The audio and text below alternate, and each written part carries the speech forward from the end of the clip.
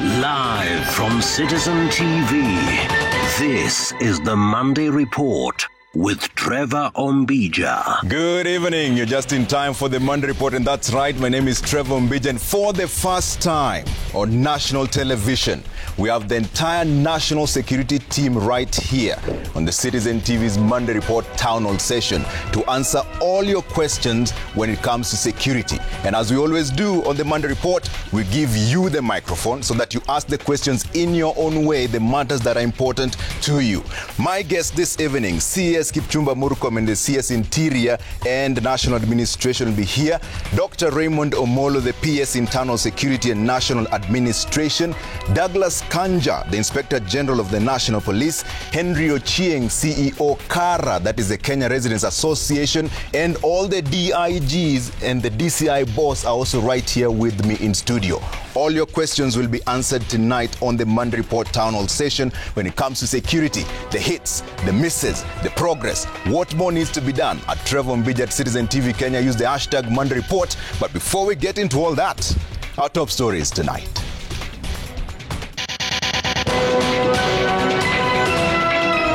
Three pistols I've just mentioned cannot have fired exhibit IPOA A1 because their caliber is 9x19 millimeters. Rex Masai murder mystery deepens.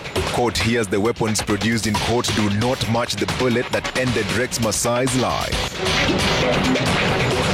Na shimo moja ilikuwa imefungwa, ikabidi sababu alikuwa amepelekwa na polisi tufuje kuvuri. Tulipoangalia ndani tukakuta kwamba mama ndiye alikuwa anaonekana, alikuwa juu.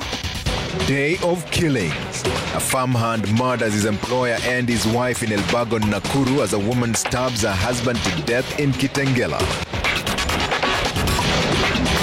We must not stop the naysayers and those who speak negatively about our country.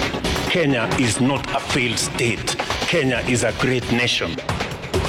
We are not a failed state. President fires at the opposition for promoting negativity in Kenya. Nikaita daktari nikamwambia bibi yangu hajakufa anapumua, nasikia anapumua. Questions at Kiambu Hospital as postmortem reveals Phyllis Wanjiru bled to death during childbirth. Thank you so much for tuning in. Our sign language interpreter tonight is Yula Nzale. We start with the Rex Masai death inquest, in which a forensic ballistics expert at the DCI laboratory, Alex Mutindi Mwandawiro, told the court that 3 pistols submitted to the DCI lab for analysis did not fire the bullet casing presented by IPOA for examination. And although the former Central Police Station commander claimed that only rubber bullets were used during the protest, Mwandawiro differed, stating that the fragments submitted were from a live round. Melita Oletenges has more. The inquest into the fatal shooting of Rex Masai during last year's protests continued on Monday at the Milimani Law Courts, with firearms examiner Alex Mwandawiro stating that none of the 3 pistols, Aseska, Jericho and CZ-85B, fired the bullet casing in question. Your Honor, the 3 pistols I've just mentioned cannot have fired exhibit IPOA A1. Cannot have fired exhibit IPOA A1 because their caliber is 9x19 millimeters. Mwandawiro further revealed that a key pistol referenced in IPOA's memo, Aseska, was never submitted for forensic ballistics by the DCI Central Police Station. There was a pistol which was mentioned in the memo form by IPOA, which was not submitted for examination. Despite previous testimony from former Central Police Station Commander Doris Mugambi, who claimed only rubber bullets were used during the protests, confirming the bullet casing recovered was from a live round. The jacketing was copper, and the bullet cause could either be steel or lead. So because it was missing, I could not determine the element of it. Meanwhile, Zachary Kirogoi Mburu, law enforcement manager at Safaricom PLC, also took the stand to present mobile phone data related to the movement of the key suspects. The aim is to determine whether the suspects were present at the crime scene at the time of the incident. So that's the site that was serving the subscriber. Yes, so it means then the subscriber was in the proximity of that site. Okay. Yes. Was in the proximity of St. Mary's. Good. Then the next one? Kencom. Safaricom's data also contradicted a statement made by the main suspect, Isaiah Muragiri Ndumba, who had claimed that one of his phone numbers was not in use. The records showed activity linked to that number, suggesting otherwise. Melita Oletinges, Citizen TV. And staying with crime matters, police in Elbagon have arrested a farmhand in connection with the brutal killing of his elderly employers, whose bodies were discovered dumped inside the family borehole. The suspect has since confessed the murders and the concealment of the bodies as detectives work round the clock to establish the motive behind the shocking crime that has left the community reeling. And in Kajiado County, police are holding a 24-year-old woman accused of fatally stabbing her husband during a domestic dispute. Mary Mwoki with the details. In Mutarakwa village, Mariashoni ward, a heavy cloud of grief hangs over the community. What was meant to be a peaceful retirement for 72-year-old Pius Machogu and his 70-year-old wife Jerusha Kwamboka ended in tragedy. The couple brutally murdered, their bodies dumped in a latrine within their own compound. Na shimo moja ilikuwa imefungwa, ikabidi sababu alikuwa amepelekwa na polisi tufuje kuvuri. Tulipoangalia ndani tukakuta kwamba mama ndiye alikuwa anaonekana, alikuwa juu. The suspect, their farmhand Sisa Juma Wanyama, was taken into custody after neighbors raised alarm. Police say he confessed to the killings, but the whereabouts of a female house help who also lived here remains unknown. Kwa sasa tunashuku pia mama yule msichana ambaye ni msichana wa kazi hapa nyumbani. Huenda ikawa labda ako kwa kisima ama labda hatujui mahali yako. Inakaa kuna kitu ilikasirisha yeye, ama ni yeye mtu amerana basara, ama ni bangi, ama ni tutajua tu in the investigation. So kwa saa hii tutaki speculation. DCI is anaendelea na investigation. Residents describe the couple as peace-loving pillars of the community, their lives brutally cut short in their sunset years. Also in Kitengela, a domestic dispute turned deadly, claiming the life of a 38-year-old man. Police have arrested his 24-year-old wife in connection with the incident. Neighbors report hearing a commotion from the couple's house moments before the man's desperate screams for help pierced the night. The victim was rushed to Kitengela Sub-County Hospital by neighbors but was pronounced dead on arrival. Locals say the couple had a troubled marriage, often marked by frequent quarrels and violent confrontations. Kitu ninaweza kusema, yeye alikuwa anaonekana ni mtu wa temper. So anaweza kujam na afanye chochote. Hata kuna siku tu akiwa pale kwangu kwa nyumba. Dada huyo na mke wangu walikuwa. Sijui huyo kijana waliulizana nini. Sasa kijana akamchapa kofi. Mary Mwoki, Citizen TV. Now, Kenya Medical Practitioners and Dentists Council has launched investigation into a case of alleged botched operation at St. Teresa Hospital in Kikuyu. The health facility is on the spot of a suspected medical negligence. As Franklin Wala now reports, the latest family to blame the facility for the death of their kin is that of 32-year-old Phyllis Wanjiru, who underwent a cesarean section at the same facility and developed complications. It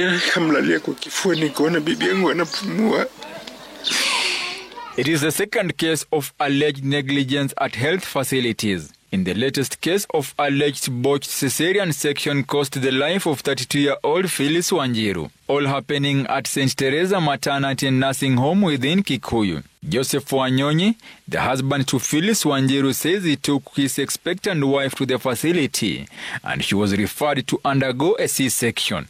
After the procedure, they were blessed with a child. But immediately after his wife developed serious complications, they were forced to seek urgent transfer to KNH as an emergency case. A doctor came.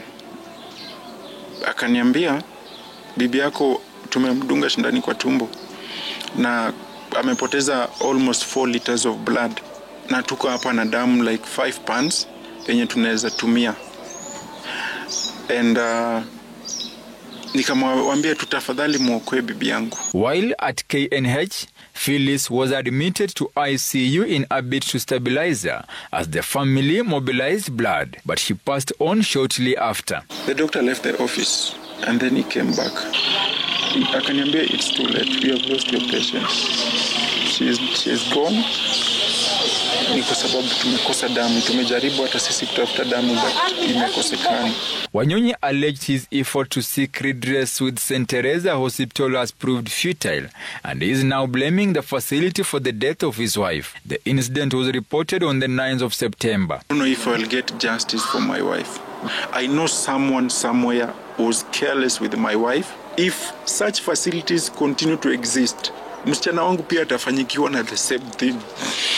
An autopsy on the body of the deceased conducted at KNH Funeral Home after a long tussle revealed that Phyllis died from excessive bleeding. Medical Practitioners Council and police have launched parallel probe into the cases at both St. Teresa Kikuyu and St. Joseph Hospital in Kangemi. Efforts to seek audience with the management of the facility were futile as they declined to give comments.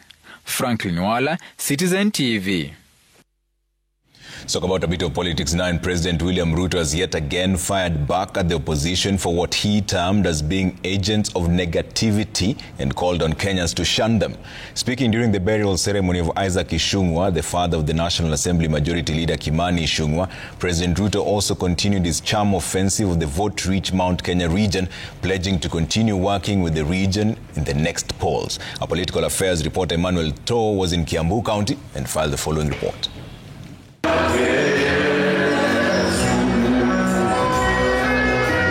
The burial ceremony of the late Mzee Isaac Ishungwa, the father of the majority leader in the National Assembly Kimani Ishungwa, brought together top government officials led by President William Ruto. President Ruto capitalizing on the opportunity to launch a scathing attack at the opposition brigade, which he accused of being divisive, retrogressive and propellers of negativity in the country. We must stop the negativity. We must not stop the naysayers and those who speak negatively about our country. Kenya is not a failed state. Kenya is a great nation. The president, who has hosted several Mount Kenya delegations at State House Nairobi in the recent days, promising to keep closer ties with the region, which voted for him almost to a man in the 2022 general election. I just want to assure you that as we move this journey, we will move together. I am very confident about the future of our nation. Mzee Isaac Ngugi Ishungwa is speaking to us as one of the fathers of the land, the elders of Kenya. He's talking to us that we must be honest. I refuse to get into ethnic-based politics because I am not raised that way, and it is not the legacy that my father would have wanted to see either in me or in any of our brothers. Call on me, I will be there. Don't be afraid. The president also lauding Ishungwa as a loyal foot soldier who had gone against the current to stand by him. He has taken many bullets on my behalf. He has carried huge burdens on my behalf. Burdens that even my own brothers could not. Our big lesson is to be patriotic, to embrace everybody. And then we have the governor of the county where we are. Kiambu politics were also at play, with the Kiambu Governor Kimani Wamatangi denied a chance to address the congregation. Mzee Ngugi, who passed on at the age of 105 years, was laid to rest at his home in Kikuyu constituency. He was lauded for his broader engagement with different communities. The send-off of Mzee Isaac Ishungwa Ngugi presented yet another opportunity for President William Ruto and his team to launch a pushback against his critics, maintaining he will stay the course despite the storm that is brewing from the opposition. Emmanuel Toh, Citizen TV from Kikuyu constituency, Kiambu County. The 25th Pan-African Media Research Organization, PAMRO conference, which begins to gather media professionals from across the continent, has kicked off in Nairobi. Top on the agenda is the future of journalism in the face of globalization, the rise of artificial intelligence, and the growing menace of fake news. Stakeholders are now exploring how technology, while posing new challenges, can also be harnessed to transform and strengthen the media industry. Willie Lusige has the details. The media industry is undergoing a seismic shift, not just in Kenya but across the continent, driving the transformation of globalization and the rapid rise of artificial intelligence, making it increasingly difficult to tell real news from fake. I don't think we need to fight it. I think we need to collaborate more in terms of using AI, but use it ethically. Chatbot, misinformation, disinformation. Make sure you verify your data and information. In Kenya, media stakeholders acknowledge that while technology and digital systems have raised concerns about the future of journalism, the reality is far more nuanced. When harnessed correctly, they say new tools have actually enhanced newsroom performance and efficiency. Content now lives in our pockets, ready at the swipe of a finger. Few anticipated the speed, the scale, and the depth of the disruption. This is the brave new world that we're looking forward to embracing in our market. Speakers emphasize that emerging technologies have not only accelerated the speed of news dissemination, but also improved how media houses understand and engage with their audiences. So we've had an illuminating conversation about where we are, the journey that we have all been through, and how we are positioning AI to drive greater efficiency, productivity. To be able to capitalize on this opportunity, there's one thing that we must do. We have to address the skills gap. This requires a commitment from all of us, agencies, brands, and media owners to invest in upskilling.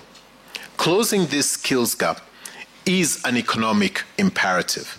The two-day conference is being held in Kenya for the first time in 16 years, with the last meeting hosted in Monaco in 2023. Willie Lusige, Citizen TV, Nairobi. On advertising spend, because that's how we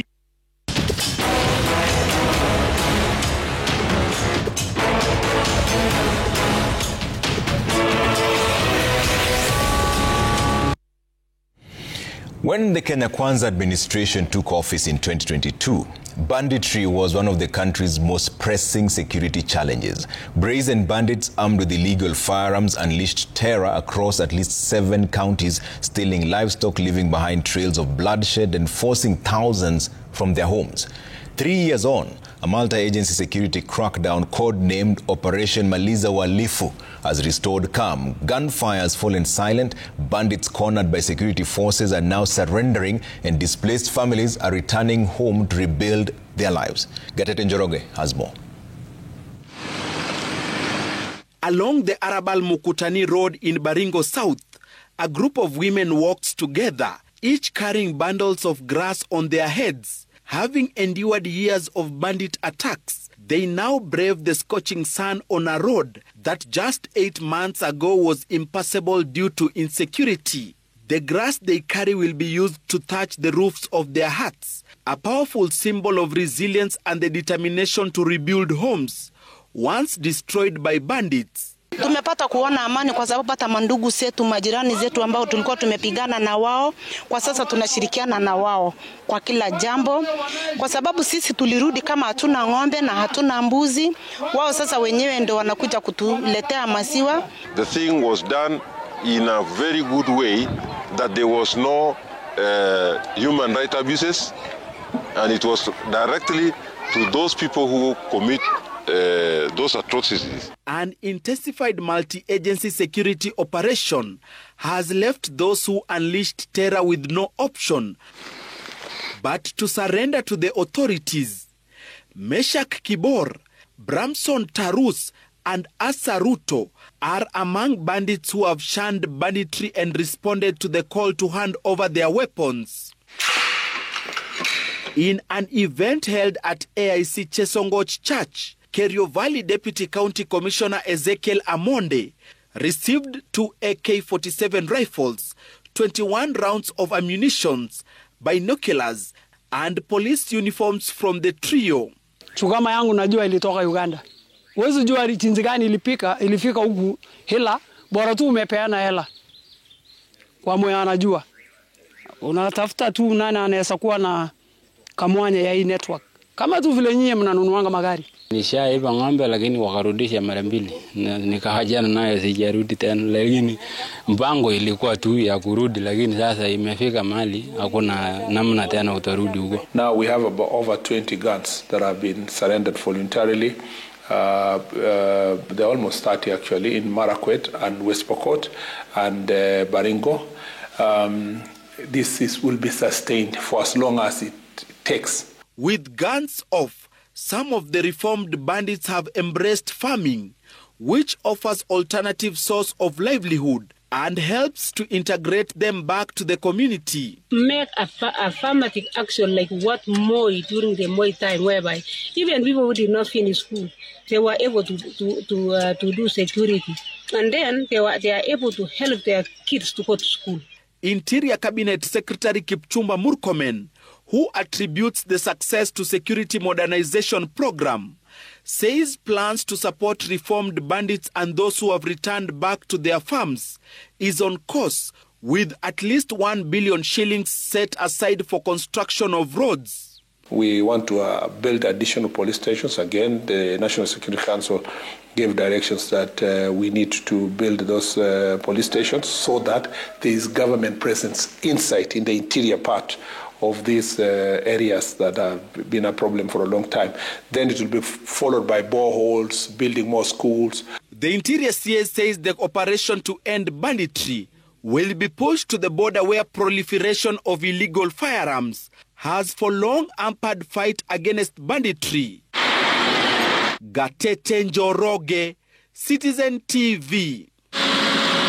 Now, these are some of the issues that will be addressed by the entire front line of the security team who are already with us here. The VIP, you can see Kipchumba Murkomen, the CS Interior and National Administration. Also joining us here in studio will be Dr. Raymond Omolo, PS Internal Security and the National Administration. You can see him right over there. And right next to him is Douglas Kanja, the Inspector General of National Police Service, who will also be joining us on the panel. And also Henry Ochieng, the CEO, KARA, that is the Kenya Alliance of Residents Association, will be speaking to us. And at the same time, in the front row of the audience, we will have the DCI boss Mohamed Amin and the entire team of DIGs at APS, National Police Service, DIG Masengeli. All of them will be here to answer your questions in your own way. The state of security 3 years on. Ask your questions in your own way. We give you back the microphone on the Monday Report Town Hall session. Here's still part of the security conversation we're going to have.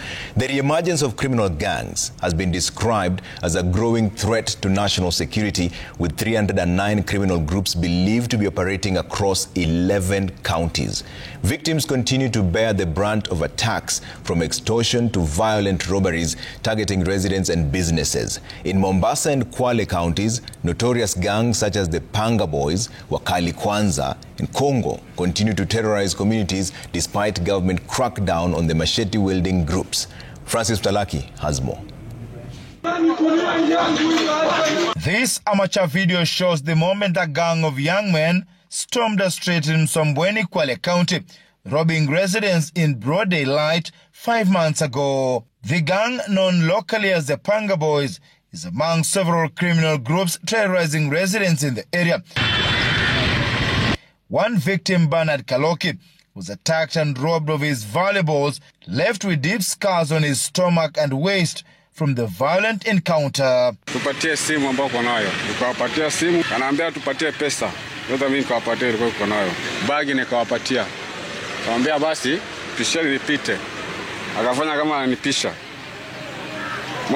Moja mfupi akanitia kiswa tumbo.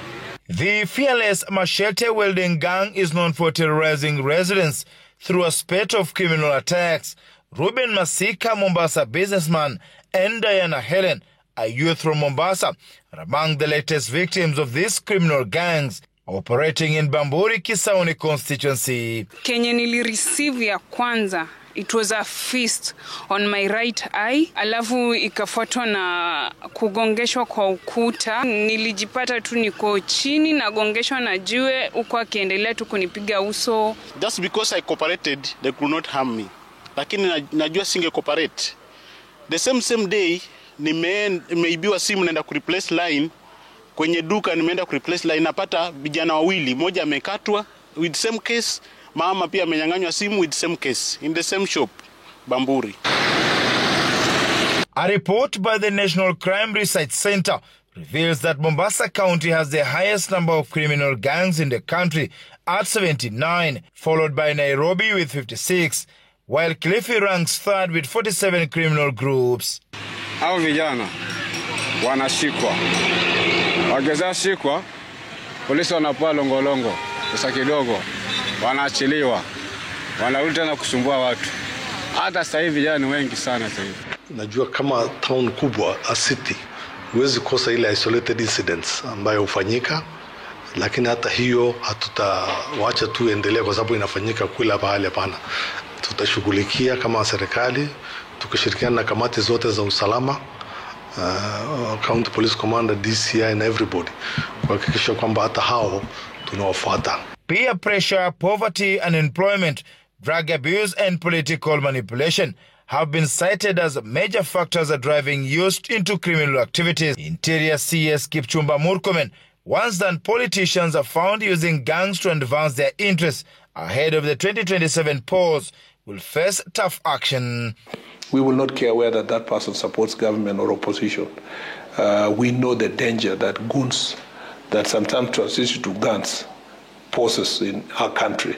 They can actually, become one of the biggest threat to our peace and security. So we will not condone. Security apparatus maintain that Jukwaa la Usalama operations to flush out criminal gangs and other initiatives will continue, warning criminal gangs that their days are numbered. Francis Mtalaki, Citizen TV, Mombasa. And that right there forms the basis of our conversation on the state of security in our town hall today. For the first time ever, the entire security front line is with us here on the Monday Report Town Hall session, and we give you back the microphone to ask all the questions in your own way. The hits, the misses, the gains, the losses, what more needs to be done. That coming up right after this break on the Town Hall session. So keep your views coming at Trevor Mbija at Citizen TV Kenya. Use the hashtag Citizen Monday Report. My guest already seated here with me, and the conversation will begin in just a bit. Thank you so much for making time, sir. Karibu sana. Let's take that quick break. We're back in just a moment. Waziri, thank you for coming. PS, thank you for making time.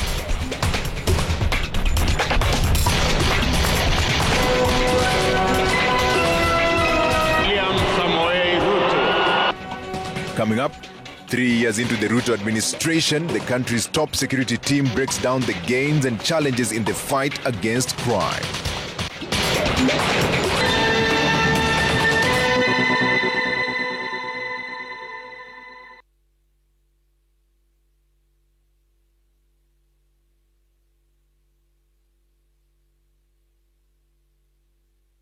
We are giving you back the microphone so that you ask those questions in your own way. The hits, the misses, the gains, the losses, what has been learned over 3 years of President William Ruto on the state of security. My guest already with me here, Honorable Kipchumba Murkomen, is the Cabinet Secretary, Interior and National Administration. Thank you for making time. Dr. Raymond Omolo is here as the Principal Secretary, Internal Security and National Administration. Thank you very much for making time.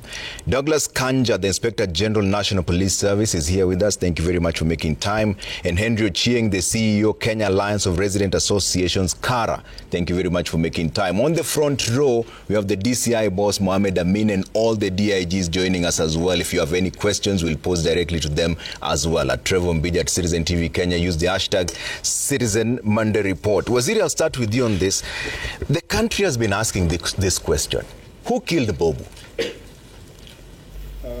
First of all, let me say thank you very much for inviting us. I think it's courteous to appreciate this very novel initiative that is unique.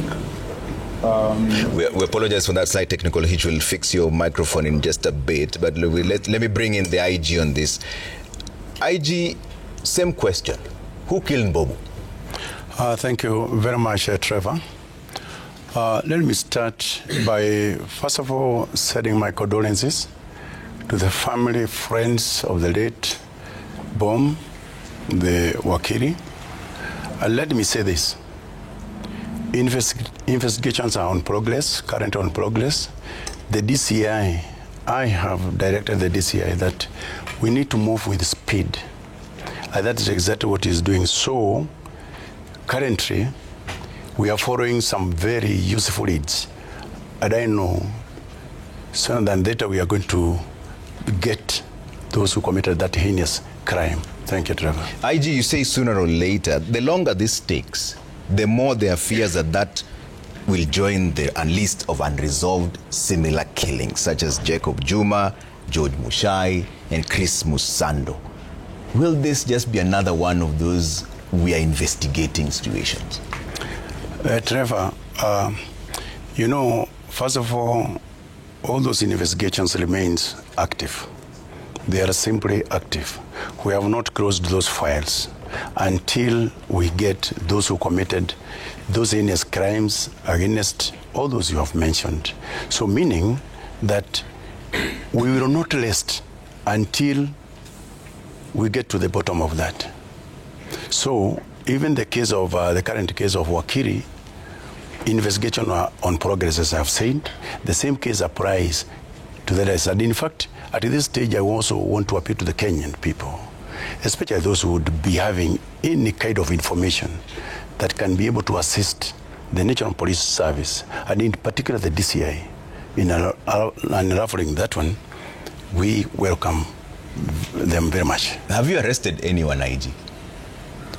So far, we had arrested 3, but they were again cleared by the investigating teams.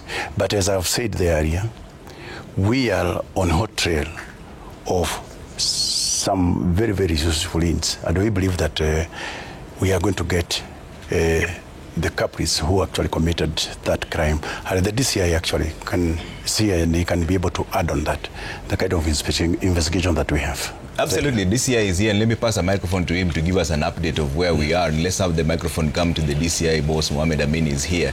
The IG says that he told you to hasten that investigation. How far are we, DCI?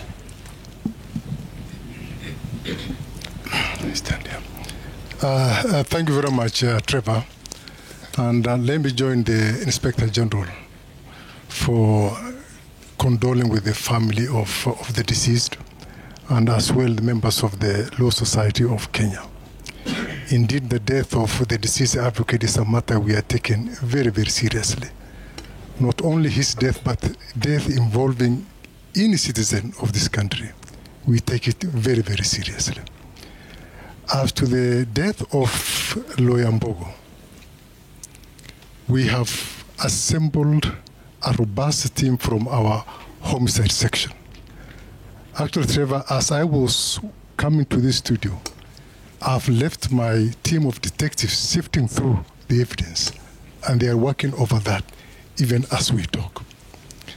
Like the IG has confirmed, we arrested 3 persons of interest to us. But after subsequent investigations, we released them, but they still remain persons of interest to us. So we have some very, very good leads that certainly I will not disclose due to the sensitivity of the matter and the investigation and the fact that it might prejudice our investigations. But apprehending the killers is a matter of top priority for us, and I would like to assure Kenyans that sooner or later we are going to arrest all the persons behind the arrest of the deceased advocate. We understand that this is a security operation, but how many are you following? How many suspects are you looking at? And the camera is on the other side. Well, at this point in time, I may not be able to say we are following this number of suspects. They could be 1, they could be 2, they could be 10. So it is after we conclude the investigation that we'll be able to make a determination who are the persons culpable. Thank you. Okay. Waziri, do you have any idea of who killed Bobu? First of all, I hope I'm now audible. Now you're clear. Yeah, thank you very much. First, let me say, Dr. Charles Mbobu was my teacher, and he taught me to law of evidence in 2 semesters. And thereafter, we worked together as also teachers at the University of Nairobi. So for me, it is personal, and I wish to send my personal condolences to his wife and the children. And I believe that the best answer has been given by DCI, who is in charge of investigations. I have no doubt in my mind that we have the men and women who have the capability and capacity to unravel this very heinous act. I think since it's not even a week since it happened, let's exercise patience and give them the time to do this. And I think that your initial concern that there are other unresolved deaths should not really be a barrier insofar as having faith in the work that the DCI has done, because in a few months ago he was able to do a good job. The entire team of National Police Service did a very good job in the case of the Member of Parliament who also faced that kind of situation. I think that it maybe from a policy perspective, because the Cabinet Secretary's responsibility is in a policy level, there are certain things that we have to think about strongly, and which we have exercised our mind to a great extent. The first is that we need to continue investing in the technology. And National Security Council gave directions last week that we need to continue our program of expanding technology, expanding cameras to more roads in the city and other cities across the country. That would have really helped a great deal if Magadi Road, for example, was covered with the CCTV cameras. Number 2 is that we must face the problem of regulation of our border sector. In all civilized countries, you have clarity of which mode of transport is used to where. And the manner in which our border sector is being managed is not proper. It's not responsive to security in 2 ways. One is that border is a transport of last mile. So there must be defined areas where you cannot have motorbikes plying through highways all over the place. Number 2, we need to have self-regulation by the borders, having their circles properly, well-dressed, documented. They know the people operating the border, so that you separate between the person who has a personal motorbike for personal use and the one who is carrying pillion passengers for commercial purposes. I think that because of the misuse of borders in the recent past, and not Nairobi alone, these problems are in most of our cities across the country. This issue of murders by persons using motorbikes and running away should lead us to collectively, with Parliament, with Ministry of Transport, with this ministry and other stakeholders, and particularly being led by the border themselves, because these few elements are spoiling a multi-billion transport economy sector of border, which otherwise, is now having a bad name as a result of some people hiding behind it to commit crimes. Okay, we'll come to talk about that in just a bit, but let me bring in Henry Ochieng. Now that we're talking about security being a collective responsibility, did the Wananchi fail the security sector, especially during the killing of Lawyer Mbobu? Because how is it that none of them had pictures? Nobody showed up as a witness. Did the Wananchi fail the security sector? Thank you very much, Trevor. I think it is not right to transfer the blame to Wananchi, because as a matter of fact, security, first of all, is a primary responsibility of the government. And like Waziri has said, there are certain lapses that were clearly missing that led to what the current challenge we are facing. For instance, I think there's been report that the CCTV for that particular area was not working, and that's a failure of technology. And this is not the only incident that has come in the recent past of high profile. I think there's the one for the MP the other day, which happened, and many others that have happened. And like you said, we are yet to get a conclusive resolution of this kind of initiatives. So I agree that there's the aspect of collective responsibility in terms of addressing security challenges, but I think in incidents like what we have right now, the police has the primary responsibility and the primary mandate to make sure that we get to know what the truth is. As communities, we are always looking at ways and means of making sure that we partner with the government to address security concerns, because security is a very key imperative even in our decision on where we live. And if you look at the aspect of resident associations, majority of resident associations were actually formed because they wanted to make sure that they're in charge of their neighborhood as far as security is concerned. And most of them are already trying to find means and ways of working with the government, working with the police, to ensure that they are safeguarding their neighborhood. Okay. A number of them have taken even steps that is costing them financially, just because they feel that they don't want to sit back and wait for the police to come and take action. We do appreciate that, for instance, the ratio of police to the citizen is about one police officer to 518 or 500 to 518 citizens. Yeah. That is way below what is recommended of 1 to 450. So certainly there's need to collaborate, there's need to partner, and there's need to ensure that we are joining hands towards addressing security concern. Okay. But we do need to make sure that we put the government, give it the responsibility as provided for in the Constitution, okay, of making sure that we are all safe and secure in our neighborhoods, in our offices, in our roads, and everywhere else. Okay. Before I bring in PS on this, IG, are you going to commit to timelines of this investigation so that the Kenyans who are listening to you would hold you accountable? In how long do we expect some results? Thank you very much, Trevor. Let me say this. Investigation is a process whereby, as the DCI has said, he has set up a very, very strong team with the necessary capabilities to ensure that that particular matter is unraveled. At this stage, I cannot give a timeline, but as I have said, he is under instructions to move with speed and settle that issue and bring to book those who have committed that heinous crime. So the issue of timelines at this stage, we cannot really provide. But yes, he has said, once we get we lay our hands to the criminals, then from then on we can be able to say that, yes, this is the timelines that they can be able to take. Thank you, Trevor. Okay. PS, let's handle some administrative issues with you.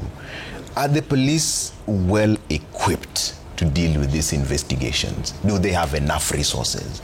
Because you're the accounting officer. So first of all, Trevor, one is that one of the first things that His Excellency the President did when he came into office was to give the police, the National Police Service, the financial autonomy. So that then, in terms of operations, it's the responsibility of the Inspector General of Police. But still, as a State Department and also as a ministry, we still have a role to play in terms of matters to do with policy. But maybe straight to your question in terms of how well the police are equipped. The truth is that there's been a serious gap over the years in terms of our investment into the police service. But we've also deliberately, over the last 3 years, made significant investment to support the police. We have the police modernization program, which has helped us to manage the challenges around security in the country. But yes, we still need to do more. Like the CS says, even in terms of our use of technology to be able to help us manage crime. A big part of, for example, Nairobi is in the dark. So you realize we've had 2 recent murder cases, or what you'd call cases where we lost the MP and now the advocate the other day. In the case of the MP, it was much easier to track and easily identify those who are responsible because it happened within the CBD before you get to Kenyatta Hospital, around about there. Now, this other one has happened way outside the CBD on Magadi Road. And because of lack of camera, actually I think there's only one camera and very far from where the actual event happened. And that's why you'd sympathize with the police, because there's an expectation of them to apprehend in real time, but then there's a gap in terms of the tools that would allow them to do that. And that is why progressively we are increasing our footprint in terms of investment in infrastructure, investment in technology. And it's good that there's been already a direction that has been given towards that effect in terms of CCTV coverage. The CS the other day gave also a written directive in terms of the investment in CCTV coverage across our police stations all over the country, so that then we are better placed. We facilitate the police to better do their work. Yeah, but maybe also the other thing is looking at what the CEO Kara is saying. Yes, it's a primary responsibility of the police on matter security, but as a society, we also do have a responsibility, because the person who is on the border is coming from somewhere. And the fact that no one is even willing to come out to say that there is this character that is suspicious speaks to the challenge and the opportunity that also exists in terms of being much more proactive. And that is why, for me, an alliance association like Kara becomes very helpful in terms of supporting the police in their work as part of our community policing. And I think there is need for us to have much more awareness across the country. But we'll speak about that in just a short while. But there's been a tug of war. You've just talked about financial autonomy. There's been a tug of war between the National Police and the National Police Commission. PS, who should be in charge of this payroll? First of all, there isn't any tug of war between the commission and the service. But also, just to educate all of us, is that who is the commission? The commission includes the senior leadership of the service. So it's actually the same people. The commissioners, the IG is a commissioner, the deputy IGs are commissioners. So there isn't any tug of war. What may probably be out there is a situation where we have a new commission that has come in. Then of course there is also the pressure to do certain activities. And in the process of those consultations, there is a likelihood of a misunderstanding in terms of who is holding on to what particular responsibility. But there isn't any tug of war between what you'd call the Police Service Commission and the service. And even when there could be any understanding, there are inbuilt mechanisms that allows the commissioners to sit through their meetings, to deliberate on issues, so that then they are fully able to support the officers who serve in the police force, police service. Waziri, let me bring in on this, and there's a different conversation before I open the floor for questions. Does the ministry admit total and absolute failure in the Shakahola and Kwabinzaro massacre? Were you caught flat-footed? Let me just say, to just add to what the PS has said first, before I come to Shakahola, you need to appreciate that we had a situation. I was then in the Senate in the first term of President Uhuru's administration, where everybody, the left hand did not know the right hand. There was a lot of infighting between different security managers, the KDF, the intelligence, the police, and so forth. And that time we were facing serious problems with Al-Shabaab and so forth. The concept of multi-agency approach to security management was started. And over time, we have been able to perfect, and this administration has truly perfected the multi-agency approach, so that this question of saying the commission should do this, the NPS itself should do this, the KDF should do this, the NIS should do this, is now a thing of the past. We all work, including the requirement from His Excellency the President when he appointed all of us, that he would want to see all of us work as a team. And so this teamwork, if you want to deliver more, you the public need to see the confidence of the teamwork. And I think maybe that's just to just bolster what the PS said, what you saw between the NPS team, because it's only one team. In fact, it's heavy police because the IG, the deputy IG are sitting there and 2 former police officers are also sitting there. The only thing you might have seen in this time is a question of orientation.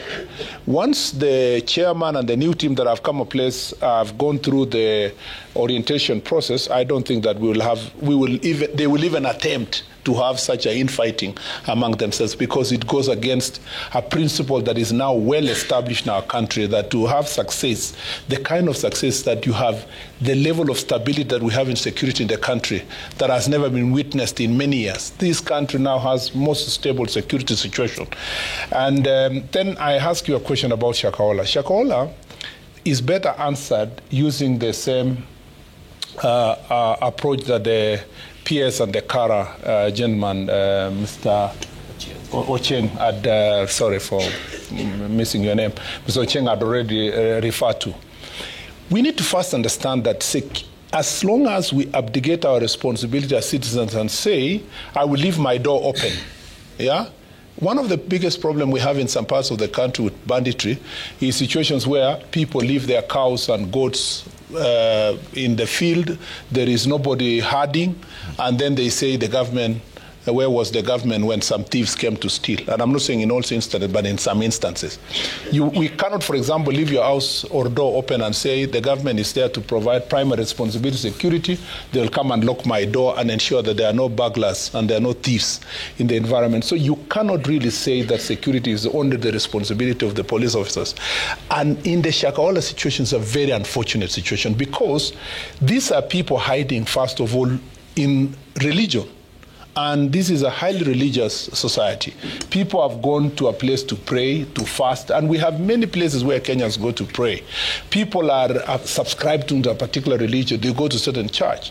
We have seen situations, in fact, we even wonder what to do in situations where you see people go to a certain church and the faithfuls are being slapped, so that the Holy Spirit, the spirits of the devil can come out and the Holy Spirit can enter in. You've seen situations where people are doing obscenities. We wonder even when do the police come in. So in the Shakahola situation, religious radicalization went so far to the extent that people were being starved and to death. Now, from 2019, to 2022, when this administration came to office, it took the shortest time possible for this administration, working together with the security team, to unearth the problem of Shakahola. And then that was sorted. It has not even been sorted. The bodies that were found, some DNA was done, some were identified, others are still pending DNA tests. Suspects were arrested. The main suspect is in prison. And then, a few months ago, you discover the guy is still in prison because he's in remand. He's not been sentenced. He has access to phone. He is calling his faithfuls. Those people are looking for the people, the same people who were rescued last time. One gentleman was followed up to Siaya, came from Siaya with all his children. Another one from Viga came with his family, all the way to the same Chakama Ranch in Kwabinzaro. Again, even if you want to blame the police, they have come, they are in a compound, they live in an estate, sort of a place. By the time you discover that inside there, people are being starved to death, it is far too late. And remember, in that situation also, it is because of the experience that we got in Shakahola that at least there was some information that was established to bring this connection. So I must say this, without really shifting blame, that to deal with religious radicalization will need a whole society approach. There must be, how can people leave your home? What happened to past African tradition where people ask their relatives where they are? How can someone leave all the way for about 1,000 kilometers and nobody asks any question where they are with their children? Okay. We need to look after each other, and we need to be good neighbors so that we can share this information. Number two, the report that was done by the Musimi task force that was established after that, recommended that one of the things that needs to be done is for religious institutions to do self-regulation, because people are fearing also heavy government presence in religious regulation. And so religions are expected to do this. And also the bill that is being drafted and under the leadership of the PCS office is also being worked out to see how best religions can be able to regulate themselves. So it will be Shakahola today, but there's another religion in which corner of the country, there's another religion in another corner of the country, but we'll continue perfecting our efforts to deal with these issues, and we need everybody's support. Okay, let me bring in Henry Ching on this as Kara, and I need to take a quick break, but just a quick response from you. Is that another failure of the Kenya Alliance Residents Association? Because CS is saying, how can somebody live 1,000 kilometers away? Nobody's reporting a missing person. Nobody says that they were practicing religious radicalization, so to speak. Trevor, yes, admittedly, there's a lot of information within neighborhoods and with communities where they live. But maybe we should ask ourselves the question, why are we not passing that information for action? So the truth is that there's trust deficit between the police and the communities. And it's probably because the community feel that maybe if they pass information, it will not be acted upon. Or we've had cases where you pass information and then the following day, the same person you reported comes to tell you that he's aware that you passed the information. So there's that element of trust that is lacking between the community and the police, which we really need to work on. I can confirm to you that there's very huge goodwill from the community in terms of supporting the police and working with the police. But we need to address how are we going to ensure that as we engage and as we work with the police, we are actually confident that the information we pass will be acted upon, and also the information we pass will not be used against us at some point. Okay. So that's an element that has to be addressed very conclusively. So the concern is the trust deficit. Okay, yes. I have to take a quick break here on the Monday Report. When we come back, we're continuing this conversation. The entire interior leadership is here with CS Murkomen, PS Raymond Omolo, Douglas Kanja, Inspector General, DCI Boss Mohamed Amin. All your questions will be answered this evening right after this break. By a show of hands, how many of you have questions? Let me just see that and see how. All right. That means all of you asking the questions in just a bit. The next session is dedicated to all of you to ask all the questions you may have to the entire leadership of the Interior Ministry. For the first time ever on national television, they are here with us on the Monday Report, and we're giving you back the microphone. We'll see you in just a bit.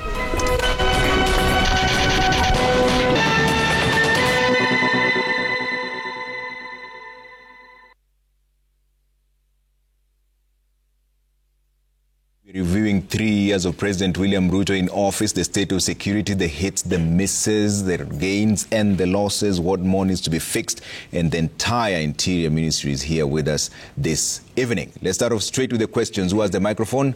Kindly stand up, give your name and straight question to the panelists. Okay, thank you very much. My name is Martin Bishara, a law student. My first question is, because the PS has mentioned that people are not turning up, why not offer money? We are Kenyans, and money is a motivation that could maybe one way or another do that. Number two. No, one question, Abdi. Just one question. Thank you so much. We agreed on this. Okay. PS, why not offer money? You can delegate the question if.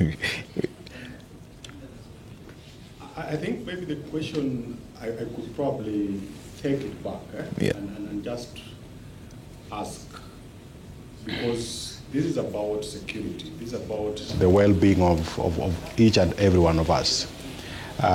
If it becomes the responsibility of the state, in this particular instance, to be offering money, and you look at the amount of, or the number of criminalities across the country, first of all, there's a budget process for it. Are Kenyans willing to pay, to be paid, to be able to give information to the police? And I don't think we want to go that way. I think there is that moral conversation that we need to have as a country. And I like the response or the input from Kara CEO, that yes, there appears to be a trust deficit, And for me, it's a conversation that we must have. What are some of the issues that the citizens feel that maybe the police are not facilitative or supportive of? But throughout our Jukwaa la Usalama moving across the country, everybody is asking for police officers. Everybody is asking us to provide resources to give police officers vehicles. Everybody is saying the police officers need to be better remunerated. If there was a serious problem with policing, Kenyans will not be asking us for that. But probably, I think as a country, we just need to have this much broader conversation. As a government, we have a responsibility to do what we must do. As citizens as well, there is also that ownership so that we also become our brother's keeper. Okay. Yes. Thank you very much. What's the next microphone? Yes, sir. If you have the microphone, what's the microphone next to you? Dr. Kanga from NCCK. Question is, how is the ministry integrating youth-led or community-led intelligence and community engagement into national security strategy, especially in urban and rural areas, sports? Specifically, when we are operating after 3 years, we are saying we are bottom up. Okay. Apart from waiting from top up, and then you say to turn stones, then you turn kokoto. How are you going to, how have you integrated us and these youths to become part and parcel to help in your security? Measurable things. Thank you so much. Waziri? I think that's a very good question to Mishi. I think that Jukwaa la Usalama, to start with, is an initiative that is supporting the bottom-up economic transformation agenda. That is why we are engaging citizens at the grassroots level. We've done already 39 counties and about 8 counties to go. And throughout these Jukwaa la Usalama sessions, we've had very robust feedback from the citizens, and we've even resolved certain problems in place. During also this Jukwaa la Usalama, we agreed on certain policy directives that are helping bottom-up engagement, especially for young people. One, we've said that at the sub-county level, the sub-county security committee must incorporate the leadership of Border Border, because we've realized Border Border is a very important sector security-wise across the country. So they must incorporate leadership of Border Border to their security meeting. They have very useful intelligence. They operate day and night, and they enter places that rarely many people go. We've also said student leaders must be invited to sub-county security committee meetings. Why? Because these are new, most of them are new to the locality. And you have a population of 10,000, like Sigalagala, it was about 15,000. If you go to Kitale Technical, it was about 12,000. If you go to many other places, new universities that have been established and colleges create new populations in rural areas. And therefore, it's important to incorporate them in the security architecture at the sub-county level. So I said we agreed that they should sit in the sub-county security committee, and that the dean of students and the leadership of the university should also be part of the sub-county security team. Okay. And let me tell you this, because I have now sat with OCSs and chiefs and assistant chiefs and community leaders for 39 counties.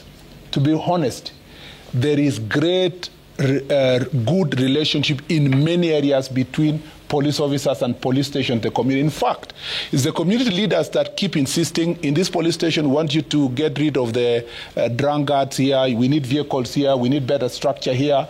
We have been working with our OCS. It's only in very few instances and very few police stations that we realize, and it comes out in the security problems in that place.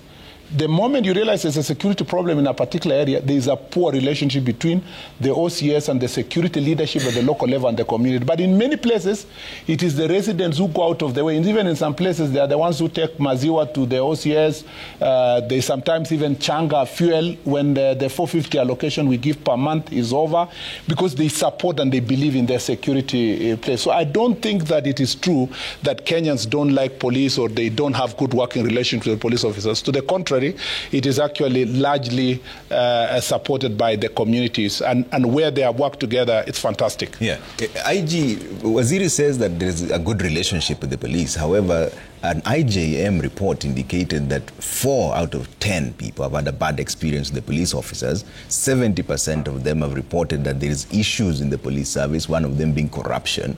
How do you restore trust when the people themselves have complaints against your men in uniform and women? Okay, thank you very much, Trevor. Let me start by saying, first of all,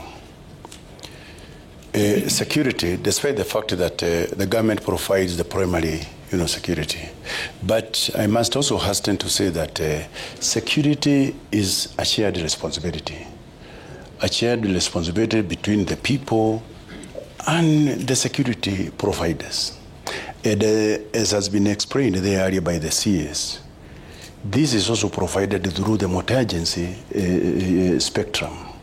So what is happening is that the security sector engages the community through community partnership so that you can also be able to benefit directly from the community, and the community can also benefit straight from the policing services. And that is why even Waziri has said it, that in most of the areas that we have visited in Jukwaa la Usalama forums, it is actually the community who actually supports and engages the police officers.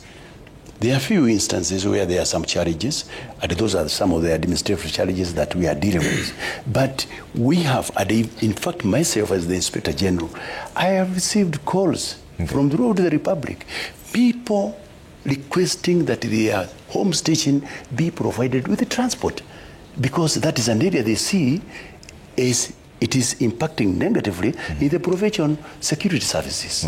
So a clear indication that the local people, the community themselves, are willing and partnering actually to work with the police. That is why they go ahead and speak on behalf of their local police. So this issue of deficit in terms of trust between the community and the police, yes, it is there, and this is something that we are continuously working on. Trevor, I want to say this. In our strategic plan, for example, automation is the main thing, whereby we want to move in that direction so that we can be able to engage the public more by digitizing our services, so that we ensure that more people can be able to access our services in a manner that is easy, efficient, and effective, and also where we also reduce unnecessary interactions, so that we can be able to enhance in that particular direction. Okay, there's a lady here with the question. Let's give it to one of the ladies who have the microphone. Let me see. Yes, there. Yes, go ahead. My name is Victoria Danu. My question is on the technology, the CCTV footage. How will the government fund it, and how are we going to ensure the digital records are not tampered with and they are well maintained? Okay. PS or Waziri, you can pass it across the both of you. Pass it to Waziri. I think that first, that's a very good question. Kenyans are always very concerned about promises that are not accompanied by a budget. And so, as I said in this show, it's an area that, as you know, His Excellency the President really is pushing for digitization of services. There was already an IC3, the communication system that had been established in Nairobi that really helped to deal with crime in Nairobi and Mombasa. And the contract ended somewhere in 2019, if I'm not wrong, in 2019. And so a part of the directives that were given under the leadership of the President by the Security Council is to now think through the best ways of financing a more robust security surveillance system that covers the entire country. And that conversation is in very advanced stage. We should be able to give directions to the country in another 2-3 weeks, and then source the resources within the budget and other mechanisms innovatively, like we've done in other areas, in roads, in sports, and other places, so that we can finance our security. One of the things that has impacted negatively in our security is the failure to historically invest, so that when you sit down here, you see some of the things that Kenyans are asking are things that we should have done in 2010, about 15, 20 years ago. Now the pressure is on one administration to do everything in a very short time, and we must continue thinking innovatively on how to finance. And I appreciate, Danu, your question that you are concerned about financing, so that then our promises are accompanied by the resources that we are giving. All right. Another question. If you have the microphone, go ahead. Yes. My name is Bill. My question is directed to Mr. Kanja. So as enforcers of the law, you are expected to comply with court orders, and this is in relation to the High Court order that barred use of masks and plainclothes police. So can you promise us today that we will never see that happening? All right. IG. Okay, thank you very much, Trevor. And that's to me, that's a very, very good question and a positive one. Let me start by saying this, that number one,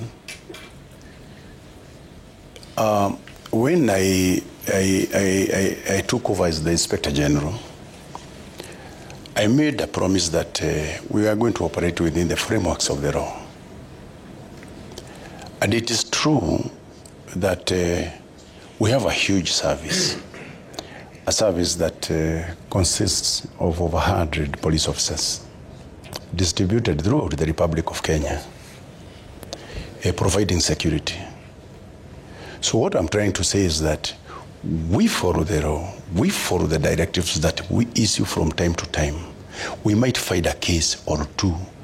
These cases, we deal with them because there are various mechanisms that are provided for by the law, by the regulations, on how you can be able to deal with those who breaks the law, those who don't operate within the frameworks of the law. So I want to assure you that this is a service that obeys the law. Thank you very much, Trevor. Let's pass the microphone to the DCI boss. I think it deserves a more explanation on that question. Yeah. I think his concern was deployment of police officers who are not in either uniform or they're wearing masks.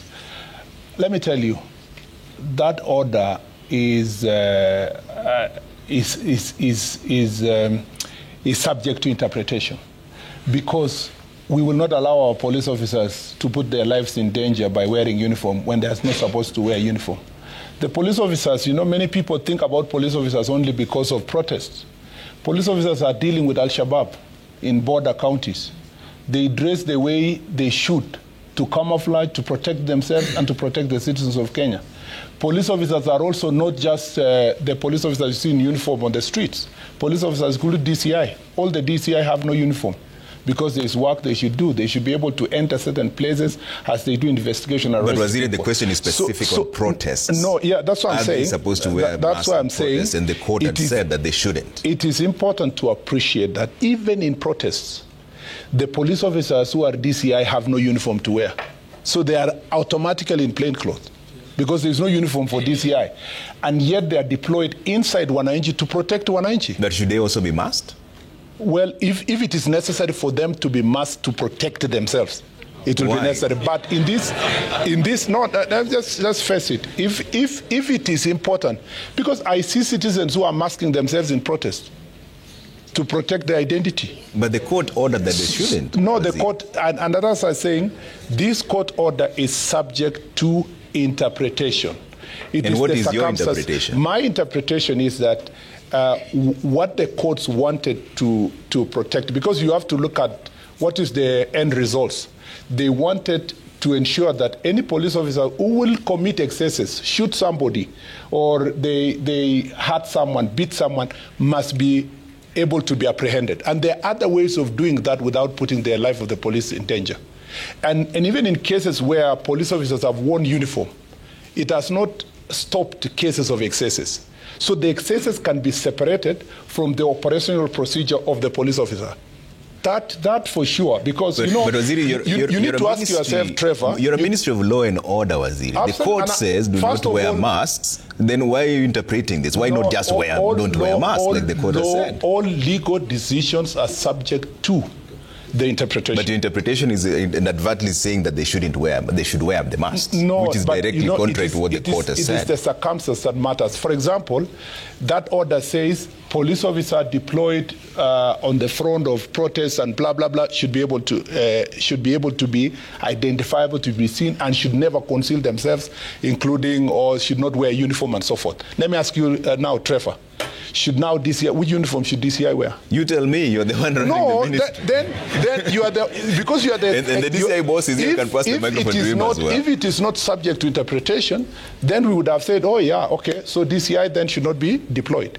So the point is that it is subject to interpretation, because when the courts say don't deploy certain police officers and DCI is being deployed and they don't have uniform unless they have uniform, you have to come and now sit down and ask yourself, what do they mean?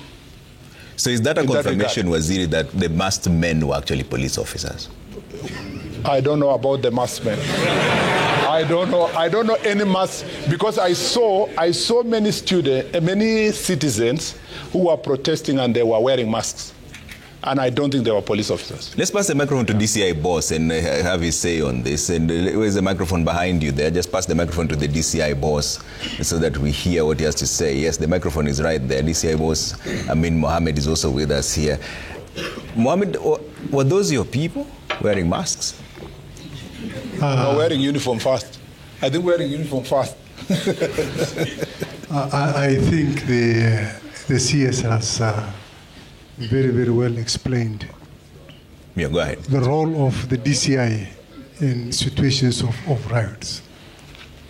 First and foremost, DCI officers are police officers. The only difference between a uniformed police officer and a DCI officer is that the uniformed officer is wearing uniform and a DCI officer is operating in civics. But we all have a duty and responsibility to make sure that life and property is safeguarded. Secondly, Trevor, while I'm still on the mic, one of the participants alluded to the fact that they requested for financial inducements.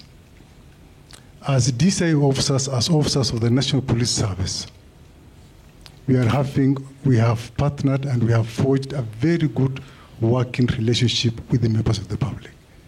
We have our Fichua kwa DCI platform, and we receive lots and lots of information from the members of the public.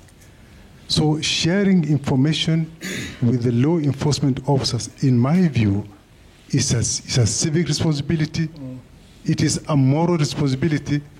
I will not even share to say it is a religious responsibility. Why would you see somebody being murdered in front of you and you fail to share that information with the law enforcement officers?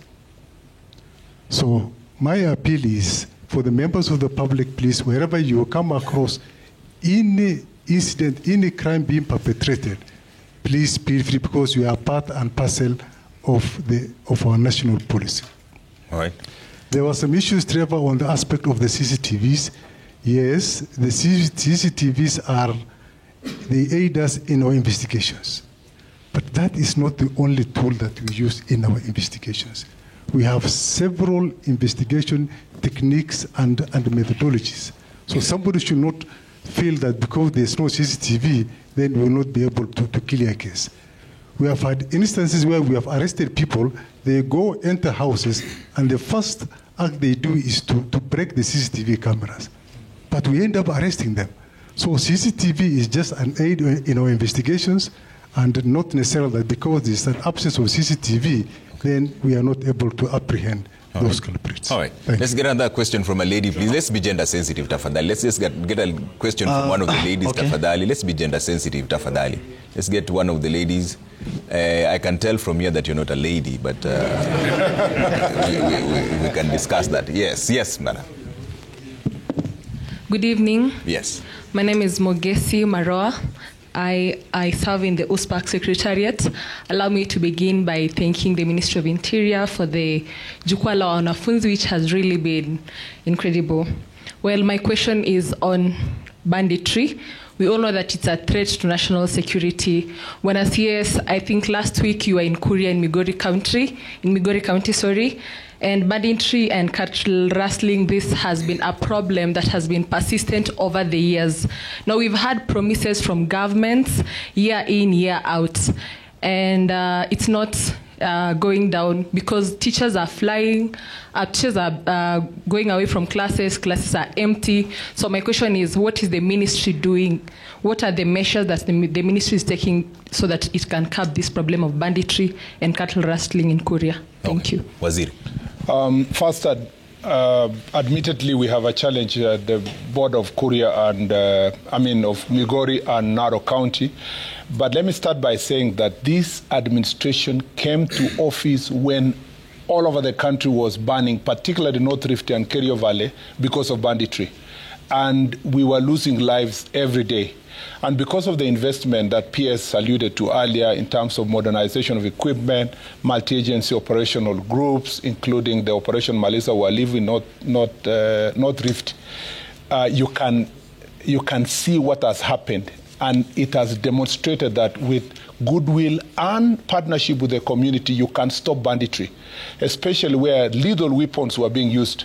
I mean, by the time we are going to elections, Baringo was burning. My own home, Elgeyo Marakwet, was burning. West Pokot was the same with Turkana, and then Samburu. And as we speak now, there's a very interesting phenomenon happening in North Rift, particularly between Marakwets and Pokots, where, as a result of Operation Maliza Walivu, hardcore criminals are returning their guns. 2 days ago, yesterday, about 5 of them, today, about 7. Just people walking, people who had actually terrorized the community are returning their guns directly because of the persistent operation that was done by the police. And I agree with Mr. Ocheng from Kara that when the citizens see that police are determined to apprehend criminals, the level of support goes higher. And it is because of the community support also that we received in the Operation Maliza Walivu that you can see now criminals are coming and handing over their guns directly. Schools have been opened, including the school where, unfortunately, our CDF lost his life between the Pokot and Marakwet side. People are back to farms. Irrigation projects are back. Schools, children are back to school. And economic activities, markets have been opened that had been closed for years since before we were elected. So we are, if there is a sector that this administration must be appreciated for, is the significant work that has been done to deal with banditry.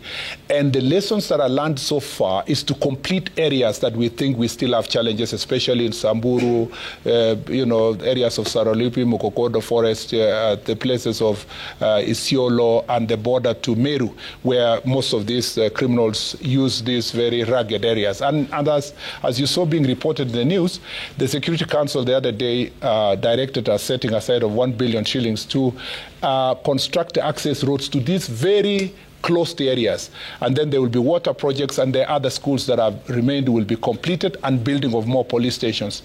I tell you, we are going to register one of the most significant successes in banditry. We have an issue in Narok, particularly because I came from Jukwaa la Usalama in Migori this week, and we have agreed on how to undertake the operation in that area. What is compounding this problem in that area is that it is an area that generally people believe that it doesn't have guns. But intelligence reports indicate that there are a good number of guns in that area. Some are being brought from across the border, and they are being used to terrorize citizens in that area. The Inspector General of Police is putting in place an operational team. In the next 1 or 2 months, you will start getting the kind of success we got from the other area. We are also revamping our engagement with the chiefs, the meetings we had with the chiefs and the administration to talk to the people. And we are requesting the leaders, particularly Honorable Sunguli, Honorable Joanna Ngeno, and Honorable Kitayama, and Honorable Robi, to come together and be in the forefront, because part of the problems we have have in that particular corner is political incitement, because people are not just stealing livestock, they are fighting over land. And that's why we have a problem in Nangata, Paragoy, and other places. We want to see leaders.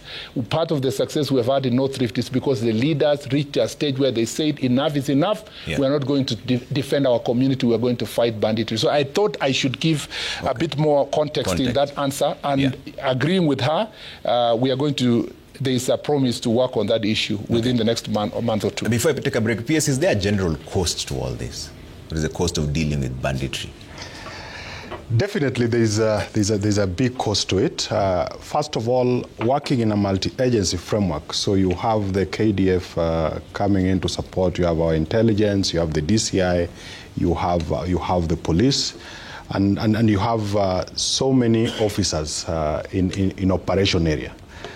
If you look at even some of the equipment, the vehicles that are being used, there has been a huge investment that this administration has put in to be able to support and facilitate our officers. And then, of course, the engagement with the communities. Away from pacifying these areas, there is also the investment in terms of rebuilding of schools, the infrastructure that the CS has talked about, the roads, supply of water, and also for those who are able to move into other forms of entrepreneurship, whether it is agriculture, so that then we don't limit people to just keeping livestock, but also taking kids back to school. You'll be surprised that most of these bandits are pretty young boys who have stopped going to school. Now, when the schools are open and you're able to get them back to school, it means that you take away the allure for young boys to go out there. But beyond that, it's also to punish and make it very painful for some of these characters. That is why you find now some of these hardcore criminals easily come out, because they know that the noose is tightening around them. And the support from the leadership and the communities, just like the CSR said, has been very instrumental in getting us to where we are. Okay. And when you think about it, even beyond banditry, when you think about it even in terms of terrorism, we are opening up Northeastern, the roads, because for a very long time, parts of this country, people have felt that they do not belong, simply because of skewed development that has happened over the years. This administration has been very bold to open up literally every corner of this country. And just when you think about it from a bottom-up philosophy, the local mwananchi, when you go to markets that for a very long time women could not go to, and now you have stories of women in markets, the fresh produce are able to get into markets because the roads have been opened. Definitely, there's been serious investment, and that is a courtesy of just the stewardship of the president, but also Kenyans contributing, because the bulk of this money belongs to Kenyans themselves. Okay. All right, let's take one more question before I take a break. We are really pressed for time. Yes, you have the microphone. Go. We are coming to this side. Relax. The entire ministry is here, so relax. My name is Francisco Miller, Interfaith Youth, and my question revolves around the aspect of mental health and wellness. So my question is, what steps are being taken to address harmful ideologies and practices in the police force, and maybe how the officers are being trained to respond to mental health crisis without resorting to excessive force? Okay. Thank you. Say your name again? Francisco. Francisco. Yeah. Okay. Yes.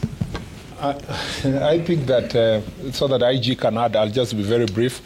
There is a shift in the National Police Service from looking at police officers, all cases that they go through, particularly mental health, as disciplinary issues. In the past, if you became addicted to alcohol, you were just dismissed from service. Now that has shifted. You are taken to rehabilitation.